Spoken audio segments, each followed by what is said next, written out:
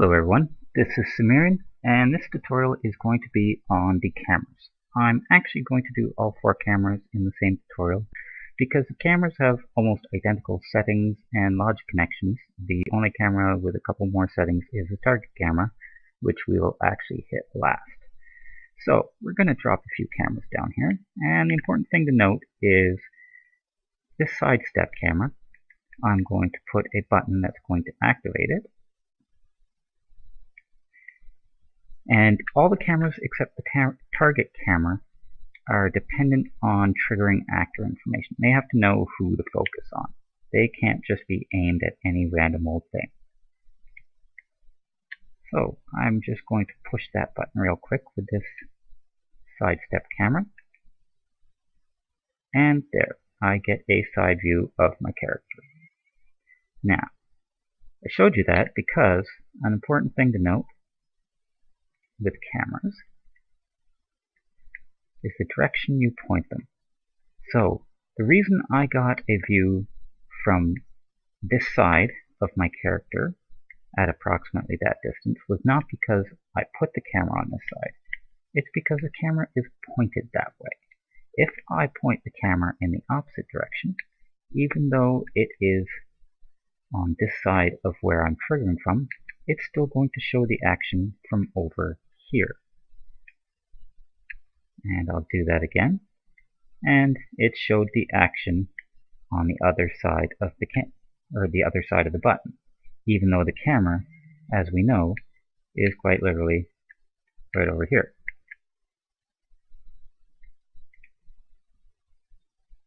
So, with the side step camera, actually we'll first go through properties. Properties of a camera.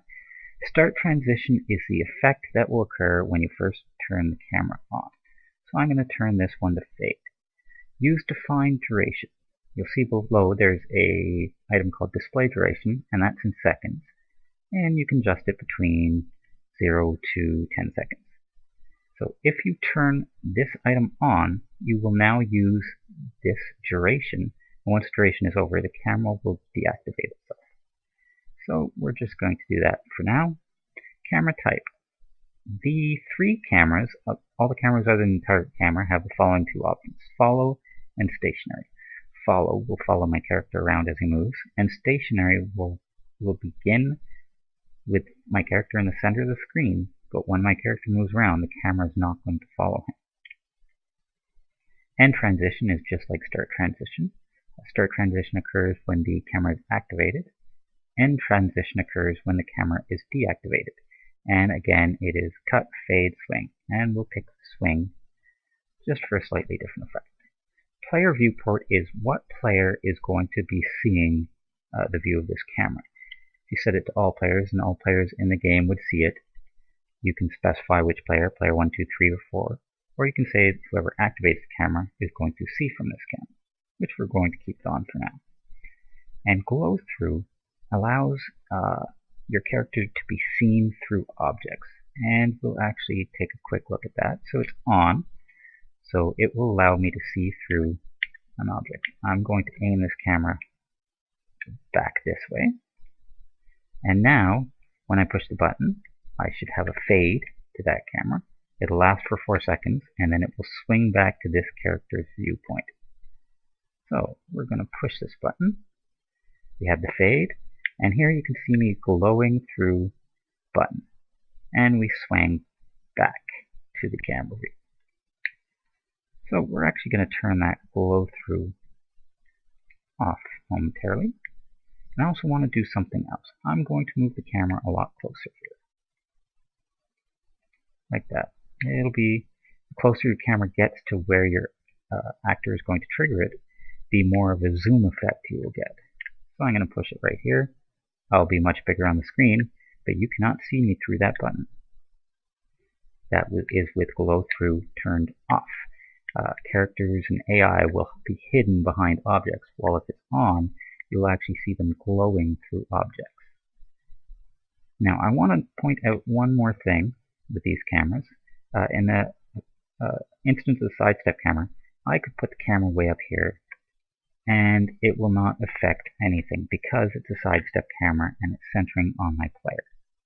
So the fact that it's way up there does absolutely nothing to my camera's view.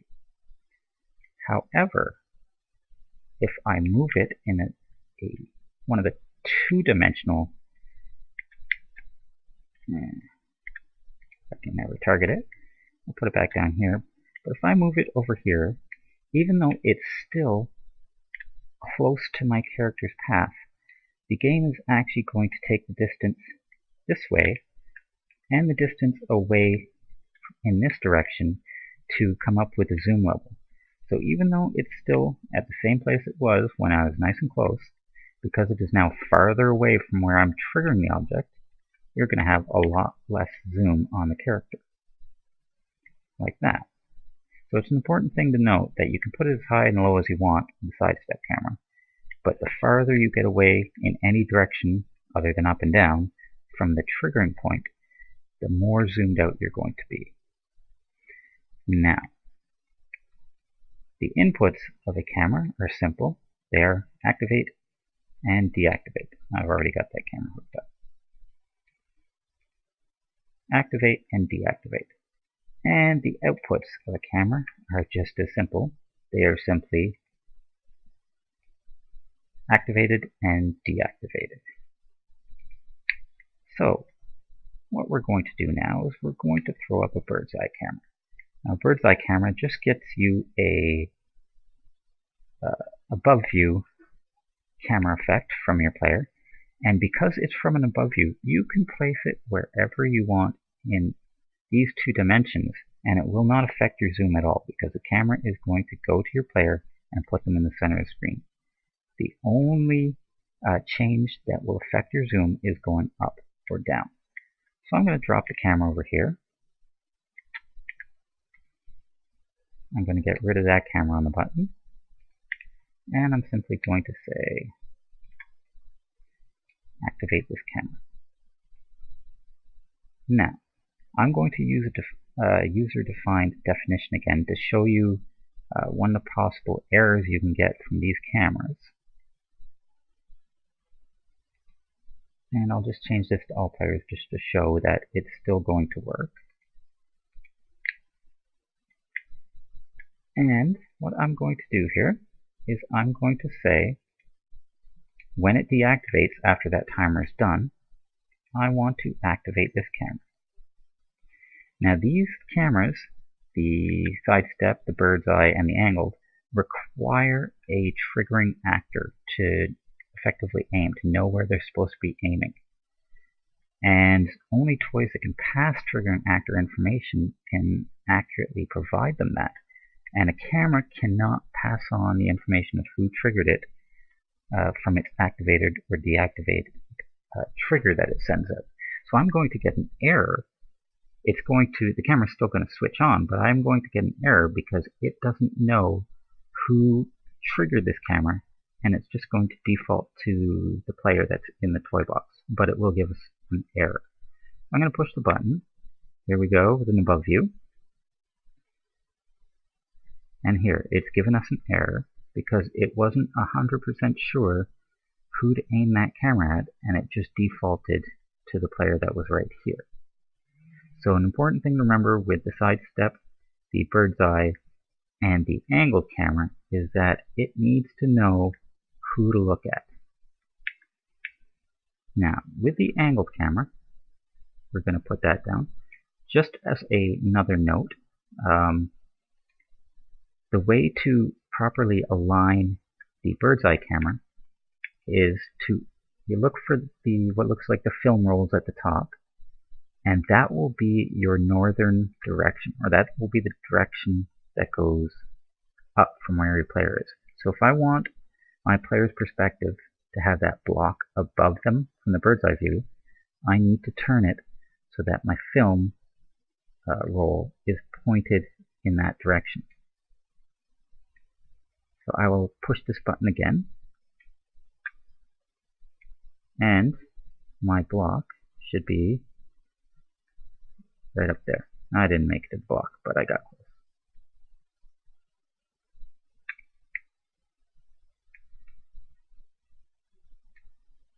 There's the block. So that is how you properly aim the bird's eye camera. Now we're going to look in the angle camera and we're going to see exact same properties as before. And I'm going to set this one's player view to port to player 2. And I'll also give it display duration. And let's give this a shot. We're going to disconnect the last camera and connect the angled camera.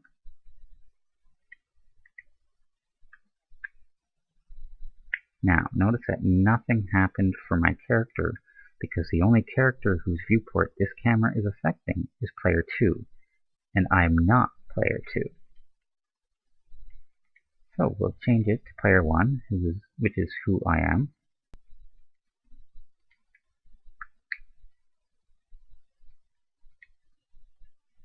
And we're going to change this one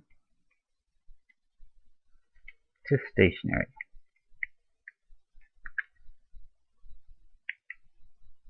And that camera does not move with my character as he moves around. There, it switched back to me. Now, let's try the same thing.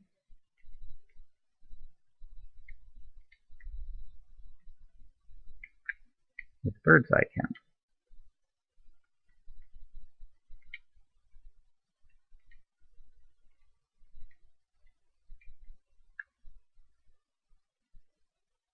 It also will not follow me.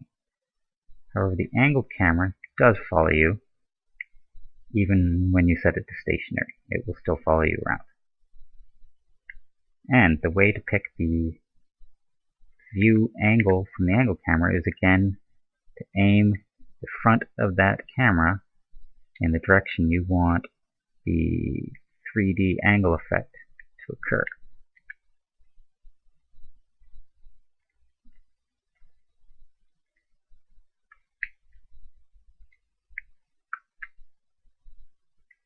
Now it's viewing me from the other side. So those three cameras are fairly simple. The only difference really between them is the view angle that they give you. But then we get to the target camera, which is a little more configurable, we will say. As you can see, you can now attach a locator to it. And there's a few more settings in here. Now you can say follow focus or stationary, and you can also pick the camera's target. And in this case, we are going to say, for right now, we're going to say triggering actor, and we're going to tell the camera to focus on us. Now, the target camera actually points at the object that is its target. So that is how you get some cool angle effects and everything. So I'm going to go a bit above, off to the side, and we should get a viewpoint at a slightly downward angle, pointing this way at our character.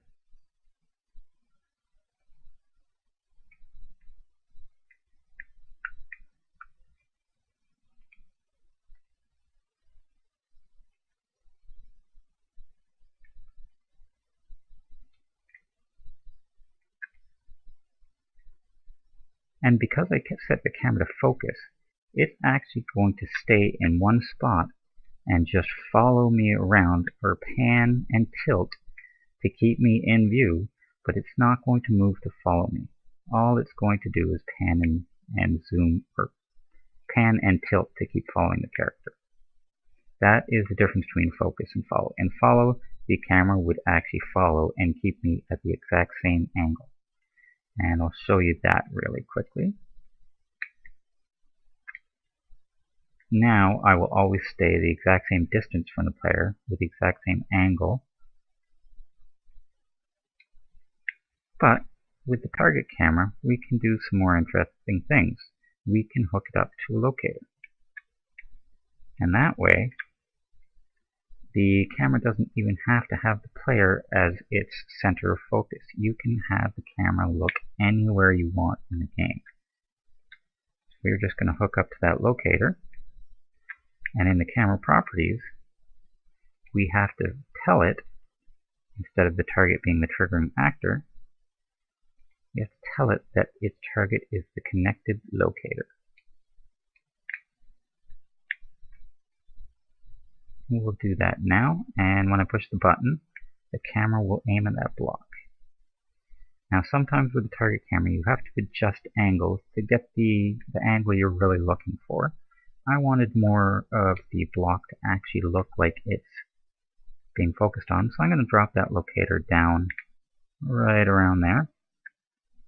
Push the button, and there we go. The block looks a lot more centered now. So those are the extra properties of the target camera. It is by far the most versatile of the cameras, simply because you can choose what to have it look at. Again, it has the exact same settings as the other cameras, except for the added focus, which will have it pan and tilt to follow the triggering player. Now, another good thing to note is when you say